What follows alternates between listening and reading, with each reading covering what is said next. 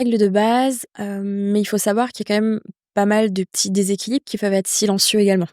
Donc, si je pars du principe que déjà j'ai pas de symptômes, j'ai pas de soucis digestifs, mon cycle menstruel est OK, il est plutôt régulier, j'ai mes règles tous les mois, elles durent plus ou moins le même temps, j'ai pas trop de douleurs, j'ai pas des gros caillots de sang, j'ai pas des très gros moments de fatigue, que ce soit, dans tout le cycle ou à une partie du cycle.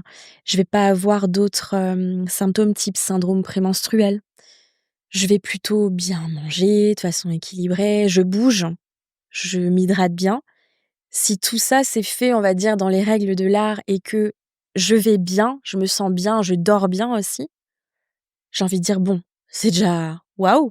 OK, ça veut dire qu'on a un système équilibré, à peu près, quoi. En tout cas, ça a l'air d'être équilibré. OK. Donc on va juste, parce que tu as donné déjà beaucoup d'infos. Oui, Si je résume, c'est j'ai pas de maux de ventre, spécifiques, donc je me sens bien dans mon ventre. oui.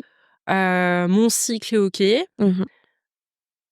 donc durée, normale, répétition du cycle mensuel, normal, pas de douleur plus que ça. Je peux bouger, je dors bien, j'ai pas trop mal au crâne. En gros, si tout ça c'est OK, déjà, c'est que je Ça a déjà semble l'air plutôt pas mal. avoir un système équilibré. Oui, OK, très bien. Et donc parfois, on peut avoir un système déséquilibré? on peut l'avoir et comme je disais, ça peut être silencieux. C'est-à-dire qu'on peut avoir, voilà, des petits déséquilibres par-ci par-là. On peut imaginer ça comme un bâton dans une roue et plus on va mettre de bâtons, plus ça va être déséquilibré. On va dire que s'il y a un système déséquilibré qui vraiment va se voir, ben, on a des symptômes.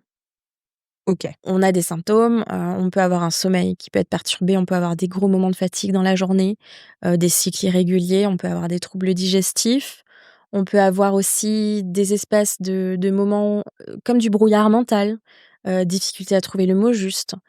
Vraiment un manque d'énergie un petit peu qui peut se sentir, quoi. OK, donc tout ce que tu es en train de dire là, je pense que on l'a déjà tous ressenti à un moment dans Mmh. notre vie. Et donc, est-ce que tu es en train de dire que l'alimentation peut régler, certains de nos problèmes comme ça? Quand on se sent, peut-être un peu à côté de nos pompes, trop fatigué parce qu'on n'a pas bien dormi, l'alimentation peut nous aider à régler ça? Régler, je pense que c'est un grand mot, OK. parce qu'évidemment, ça va dépendre d'énormément d'autres facteurs. Il n'y a pas que la nutrition. Il va y avoir, la sédentarité, il va y avoir le stress chronique, il va y avoir la pollution environnante et cetera. Mais je pense que la nutrition tient un rôle clé, par contre, pour vraiment essayer d'apaiser au mieux tous ces systèmes qui peuvent être déséquilibrés.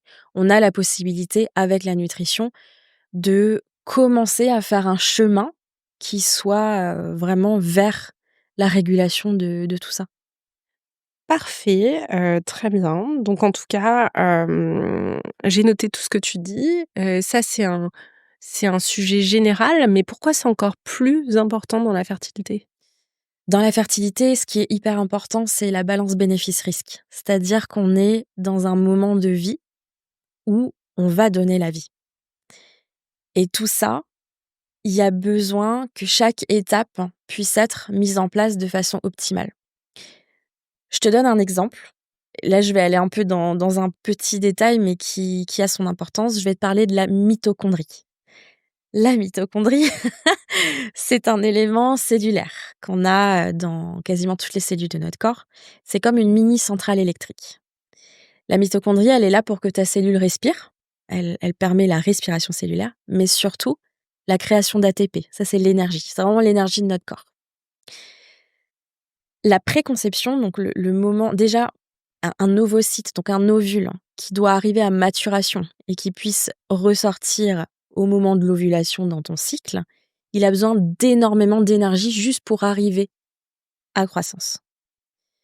Là, on est vraiment juste en préconception. À partir du moment où il y a grossesse, le besoin d'énergie d'une grossesse, il est exponentiel. Donc, quand on parle de fertilité de préconception, on est en train de préparer un terrain où il va y avoir énormément d'étapes qui ont besoin d'être faites correctement pour arriver «au bout» entre guillemets de ce marathon. OK, incroyable, c'est assez intéressant ce que tu racontes, sur, cette chimie qui se passe, dans le corps. Et donc, j'entends que l'alimentation, a son importance là-dessus. Et justement, à quel moment pour toi c'est le bon moment, pour se dire: «OK, là, je vais prendre soin de mon alimentation», Mmh. pour, essayer de concevoir. Puisque voilà, heureusement, il y a plein de gens qui sont en bonne santé au niveau de leur fertilité. Est-ce que tout le monde doit se poser cette question-là? Qu'est-ce que tu en penses? Il y a beaucoup de choses à dire, comme toujours. Est-ce qu'il y a vraiment un beau moment? Je pense que chaque moment est le bon moment de commencer à prendre soin de sa nutrition ou de sa santé de manière générale, parce que la nutrition, c'est la santé. Si on veut vraiment parler en préconception, on sait qu'il y a un désir de grossesse qui va, pas tarder à arriver, qu'on est plutôt en bonne santé. Je pense que déjà 4-5 mois avant, vraiment, on se dit: «OK, ça y est, on a envie d'avoir un bébé». Je pense que ça peut vraiment déjà être incroyable de pouvoir mettre ça en place. C'est noté. Maintenant, quand il y a des soucis, que ça peut être des pathologies, hein, type le syndrome des ovaires polykystiques, l'endométriose, l'adénomiose et cetera, quand on sait que potentiellement on a déjà ces bâtons dans cette roue de la fertilité et de la préconception, bah, le plus tôt est le mieux, c'est certain. C'est clair et c'est aussi pour ça, qu'on va en parler, plus en détail, tout à l'heure.